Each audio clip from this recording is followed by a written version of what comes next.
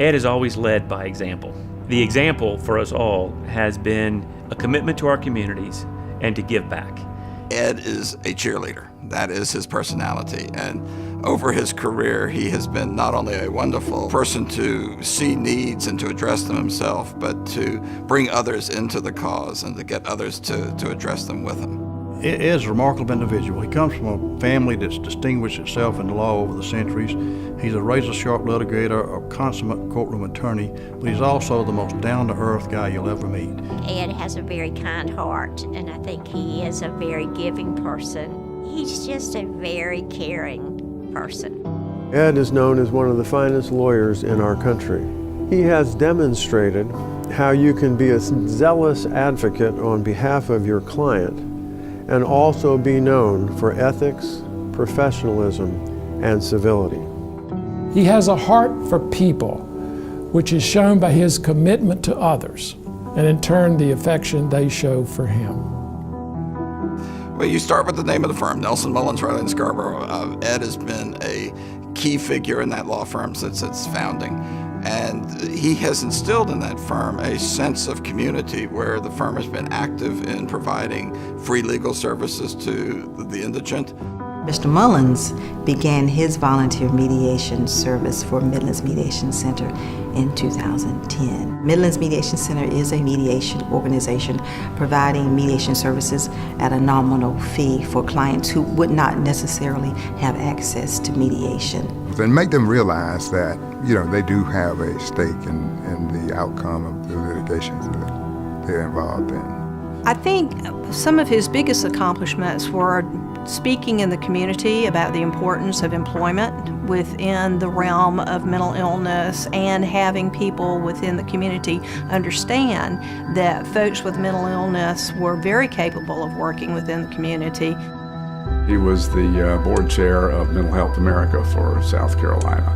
In typical Ed attorney style, he corners the senator and says, "Why have you got this hold on this mental health legislation, this parity legislation?" It went on to pass. George W. Bush signed it, I believe, in October of 2008 is when it was finally signed and it became the law of the land. He helped us get the statewide suicide prevention plan in place. So now South Carolina has a suicide prevention plan. Ed served 2 terms on the Board of Trustees of the American Inns of Court when I was its president. He could very well be called the Johnny Appleseed of the American Inns of Court movement because he promoted its expansion at every opportunity. Ed has worked with Chief Justices from numerous states to encourage schools to expand civic education. He has personally instituted 5 new Inns of Court around South Carolina, which helps promote civility and professionalism and mentoring to young lawyers who come along in the profession.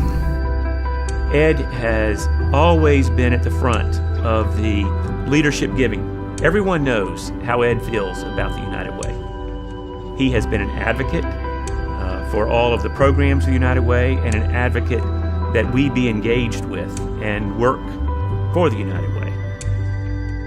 Ed feels a responsibility. He has not approached his work entirely as what is good for Ed Mullins. He has approached his work always as what does the community need. His essence as a humanitarian doesn't really have anything to do so much with his professional career as it has to do with his inner being.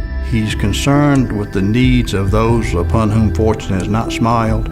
He gives his money, he gives his time and his talents to so many worthwhile organizations. If he sees somebody that's having difficulty, he goes the extra mile. He wants that person to get ahead. He never, ever turns his back on anybody.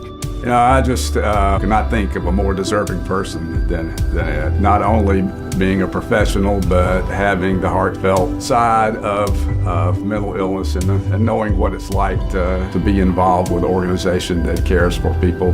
Ed, I wish I could be there in the great state of South Carolina to see your fellow citizens recognize you for the extraordinary contributions you have made to your state and to our nation. Congratulations, Ed. I am proud to call you a friend. Ed, nobody deserves this more than you. You are a wonderful advocate for mental health, and nobody in the world would deserve this award more than you. It has been an honor to know you. It's been an honor to co-mediate alongside you. You have been a true mentor for me. You've been a leader for me. You have helped improve a fundamental institution in our society, the courts. And in so doing, you have helped improve the lives of men and women all across this great nation. Thank you. Ed, thank you for your lifetime of giving back. This is well deserved, and congratulations.